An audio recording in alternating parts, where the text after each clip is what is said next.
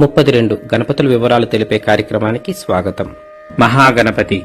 ఈ మహాగణపతి కూర్చున్న భంగిమలో ఉండి 10 చేతులతో ఉంటూ కుడివైపు దంతం, దానిమ్మ పండు, కలువ పువ్వు, వరికంకి, చక్రాన్ని ధరించి ఎడమవైపు పాశం, కమలం, చెరుకు విల్లు, అలాగే గదను ధరించి మరొక చేతితో ఆయన యొక్క భార్యను ఎడమతడపై కూర్చుండపెట్టుకుని ఆలింగనం చేసుకుని ఉన్న భంగిమలో ఉంటూ ఎడమవైపుకు తిరిగిన తొండములో రత్నకలశాన్ని ధరించి శివుని వలె 3 కన్నులు, అలాగే తలపై చంద్రుడిని ధరించి ఎర్రని రంగులో ఈ స్వామివారు మనకి దర్శనమిస్తారు.